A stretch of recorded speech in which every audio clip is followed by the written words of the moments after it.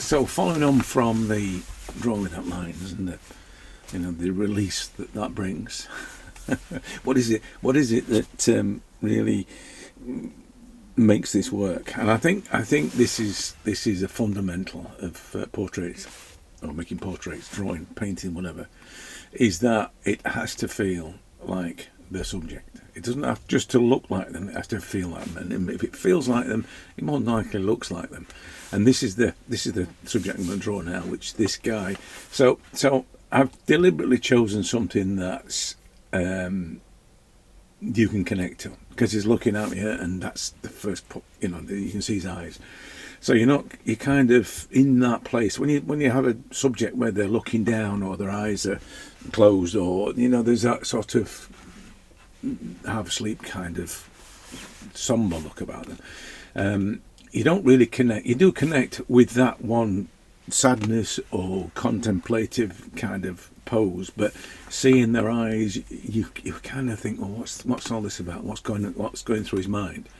If in this case it's slightly ominous, there's a kind of threatening kind of air about his pose, which is good, because I'm seeing this, these things, this character in that way, and it's influencing how I want to respond to it, which is exactly what you want. So you want whether it's a subject that you can stage yourself, or you find you want something that actually makes you want to connect with them, even if it's just to figure out what they're thinking about you, why they're looking at you strange. But you need that connection with the subject. That's the thing that drives everything. Forget about what I said in the previous one. It's important, but this is really important. So I'm going to draw this guy. Let me just move the camera a little bit so it's not so off centre. There you go. So that was the one earlier, and I've done an awful lot, just sorted out shapes and things. Didn't want to fix a lot of it, because I want to say to you, if you looked at the previous one about not having outlines, how come that looks like an eye when there's nothing to do with any kind of outlines around that? How come that looks like an eye? How come everything looks like the face and the structure's right when there is no hard lines around things? How does that happen? Because of what I'm going to talk about now. Because it feels like the woman. It feels I've got her energy, her presence. It's not just about whether the light's in the right place or the chin's the right shape. It's not quite the right shape, for instance, but it still feels like that woman. If you look at the previous video, you'll see what I mean. There are things that I changed, sort of maybe the hair doesn't it's not as blunt there, and it's slightly higher there, but it doesn't matter. It feels like that woman, and that's all that matters. It's got to feel like them first of all. Everything else, because it feels like an eye, because it feels like there's light on the eye and there's some shadow underneath it, and there's an inkling of an eyeball in there, because you feel all those things.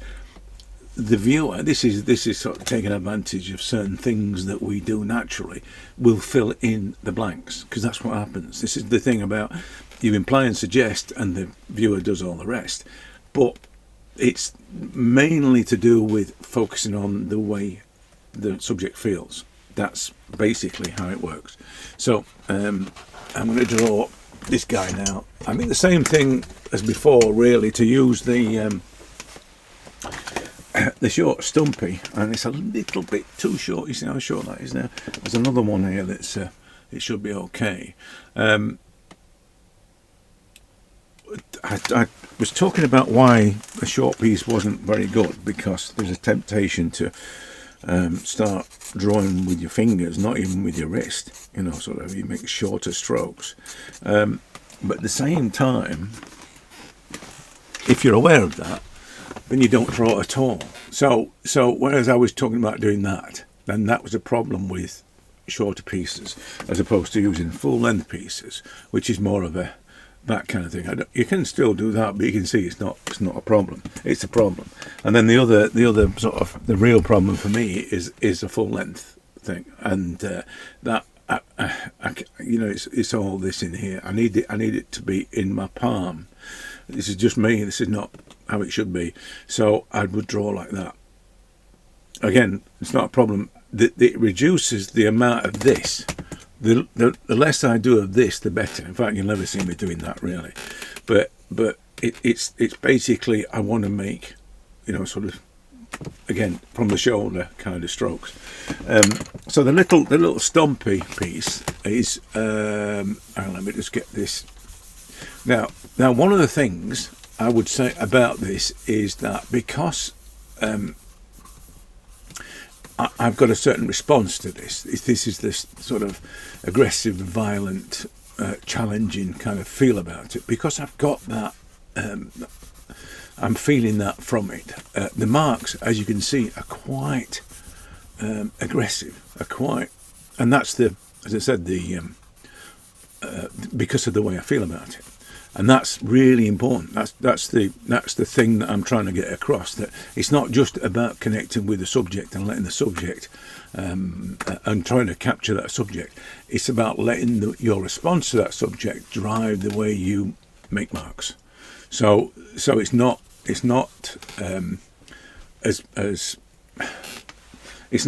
same every time. That's how it should be. It shouldn't be the same kind of mark making, the same kind of approach as you normally do. It should be different every time. Every subject, this is one of those sort of truisms. Every face is different, just as every ear is different. which I've done 4,000 drawings, and I don't think the ears have been the same on anyone, on two of them. It's weird. There's a hole in the middle. There's a hole in the middle, and there's a bit at the top. But generally, that hole in the middle is a different shape, smaller and larger. Sometimes there's two holes in the middle. It's weird. Anyway, but because there is no two faces the same, you should never really, unless it's just a replication thing, And that's a thing that I think that is a big problem for me, that people get into this idea that it's just about replicating a face and all that brings. Because the amount of people that I meet, and it's just such a struggle because of there's ability issues. You know what I mean? It's like just because you haven't got the dexterity that someone else has got, or the technical expertise that someone else has got, and it's like it's an obstacle for many people. But that shouldn't be the reason why they don't make portraits.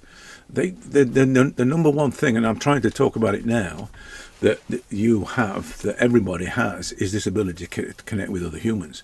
That thing, that thing about being able to assess somebody in seconds, and because in primitive times is this a friend or foe kind of thing, and are they going to kill us, or are they going to eat us, or are they going to be nice, and so you need to know that pretty quick. But it's a skill. It's a primitive skill that we've all got. So tapping into that is the first thing. So this is what this is about. This is about the tapping into that emotional response, and then after that, it's letting that emotional response drive the way that you capture what you feel about this person. But the thing about it is that whilst ever you've got a perception of what portraits should be in your mind, it won't work, because you'll only try to do it like you think a portrait should be done, and that's the problem. And it may well be that you haven't got what it takes to make portraits like that. I don't think I've got what it takes to make portraits like these amazing,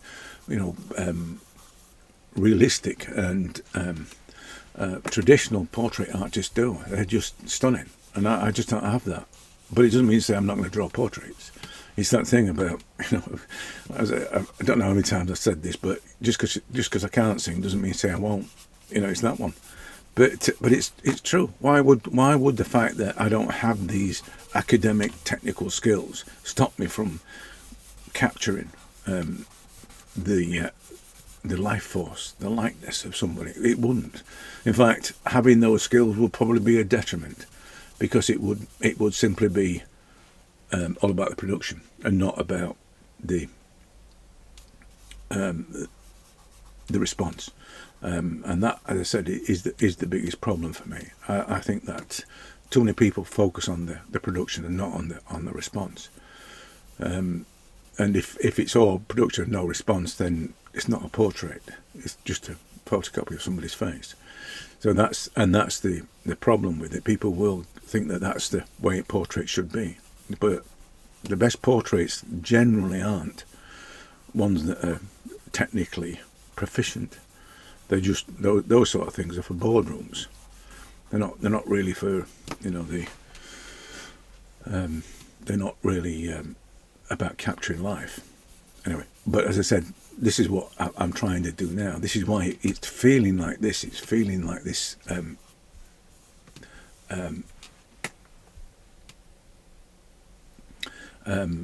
dark and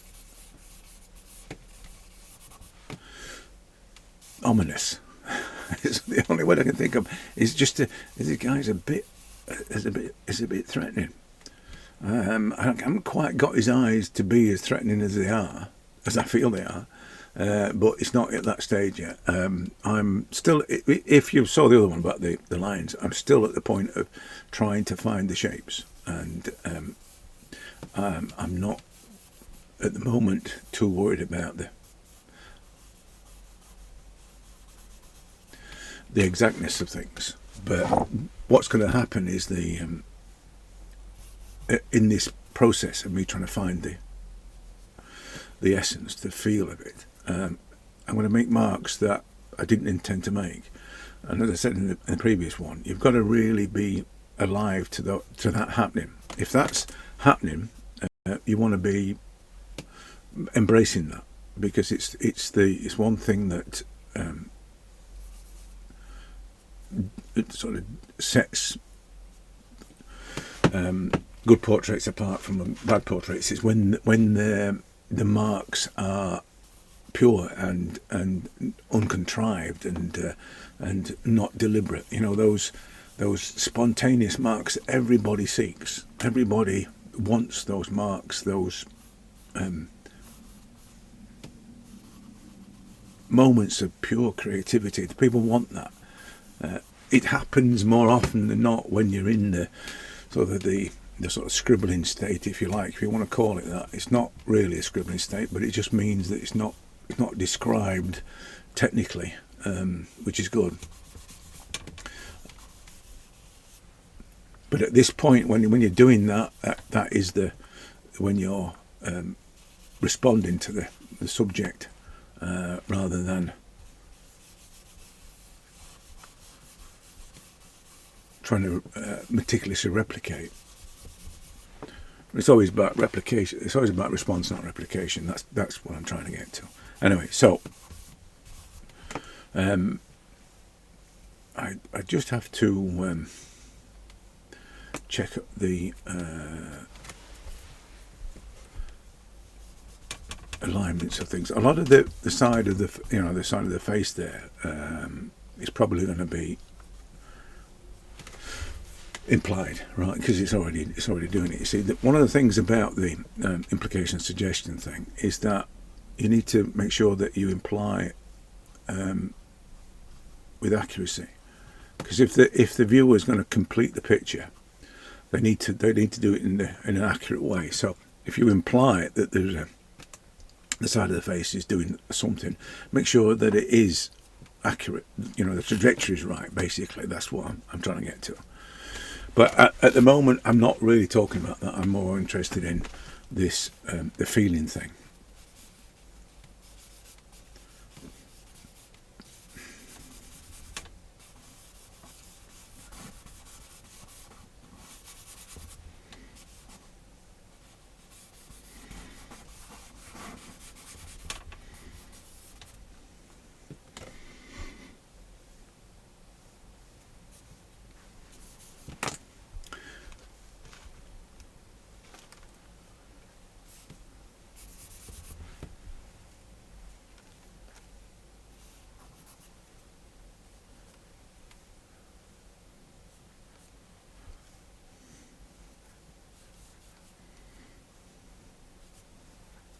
One thing about the charcoal, though, is that you'll see people use it for this reason, is that it creates atmosphere because of the tonal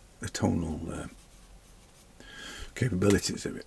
It creates a sense of atmosphere easily without any need to create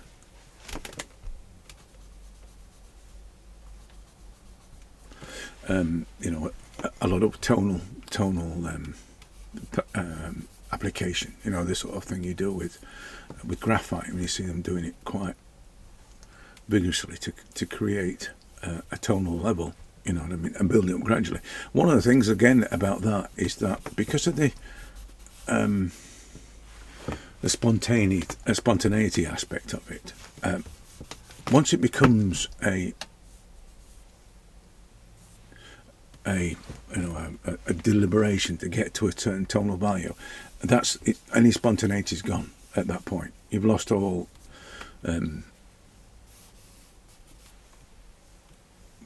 freedom, looseness, whatever you want to call the marks. You've lost all that as soon as you spend time building up tones.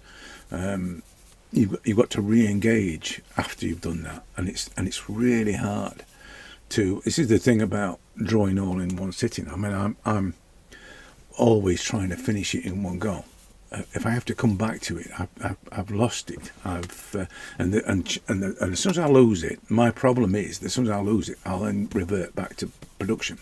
So it'll become about the production of things, and all the spontaneous marks that I managed to use to define this thing in the first place will get overridden. I lose them all. I lose all those loose marks. The freedom thing goes, and so this is why I say I try and do it all in one go. Plus the fact that if you get the emotional response thing,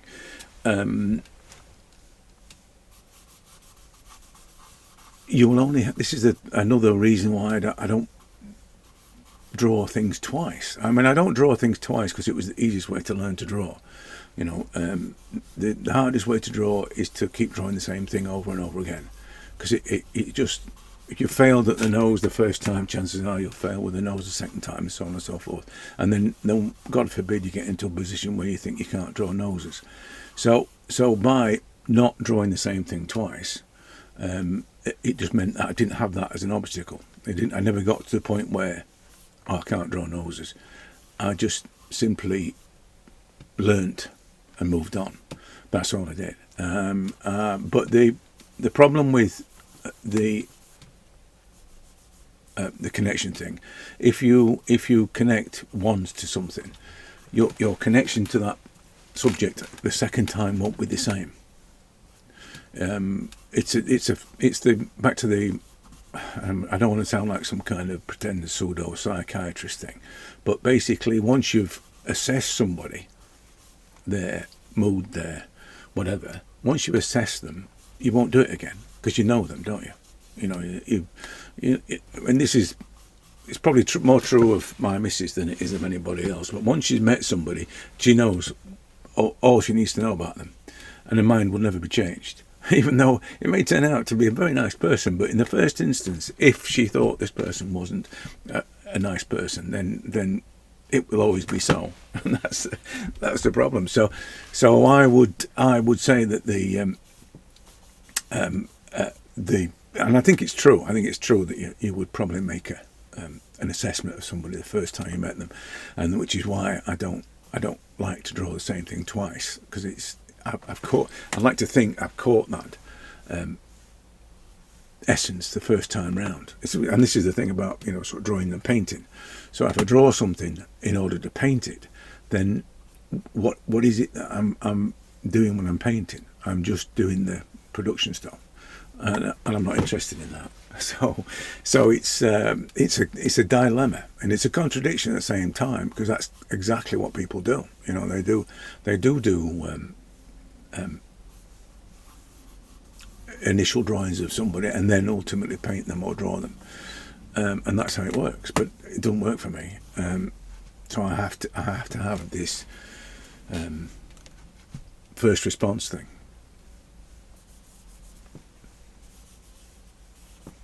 So, apart from the hair being a bit of a mess, I think it's about there. I think it's probably.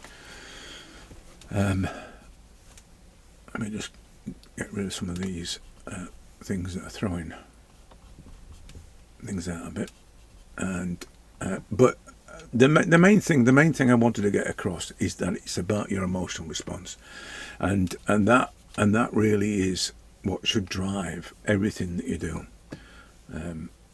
A remark you make should be driven by the way you feel about it, and the thing is that it's not hard to connect. Find subjects that will make you consider their mood or their state, and focus on that. I mean, the usual way we do it in the class is to give people names. Give a photograph a name, and that if it's a name that you know of someone you know, then it will be instantly imbued with the characteristics of the person that you know. So that's an easier way to work with photographs to get to find an emotional connection. If it's like this, if the image is like this, it's not hard because it's it's quite an obvious state of mind, persona. So that's just a case of locking into that and developing that. And in this case, I think it's quite ominous and scary looking guy, and that is what has sort of driven the way that I've treated him. So, and that's it. I don't want to sort of dwell on too much on it, but you can see how it works. And I'm going to straighten up his jaw and fix the hair and do all this, but essentially that's how it works. It's at this point it's not really drawing. It is drawing, but it's not in the sense that you know it to be. The outlines that are coloured in, like I mentioned in the last one. This is not. This is just response, and so I can because of that I'm not bogged down by the usual things that would be important. I'm not bogged down by them anyway, but that's by the by. But the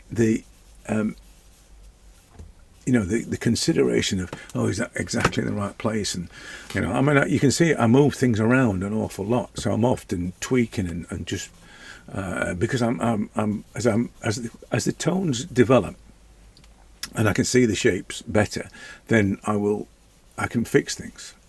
Of course, with it being charcoal, you can infinitely fix things.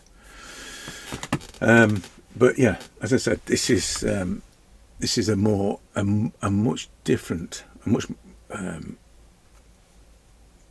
much more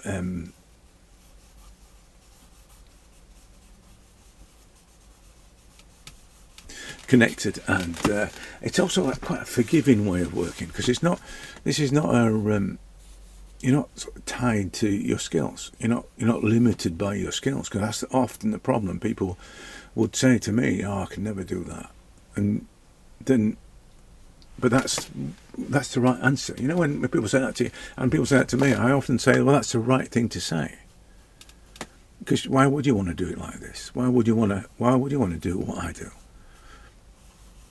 I want you to do it the way you want to do it. I want you to basically connect with this individual and respond in your own way to this individual. That's what I want, and that's how it should be. That's what all artists would want. For everyone to actually have a different response. This is what I was saying about the every face is different thing.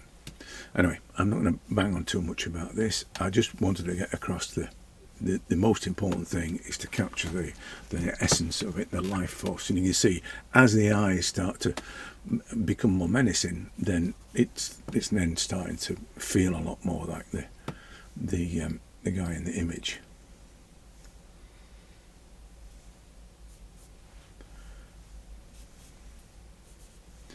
So I'll finish it off and I'll show you in the next one. I'm not sure what I'm doing next. I think the most important things are don't draw with lines, don't draw with outlines, and make sure you connect to the emotional aspect, the emotions of your subject. If you really want to capture a good portrait or make a good portrait. So those are the most important things. As I said, whether I do another one, I don't know. If I do one, it'll just be for fun. I'm just gonna draw something for fun. And there's a novelty. Actually, that's the only reason I do it anyway. So I'll catch you then.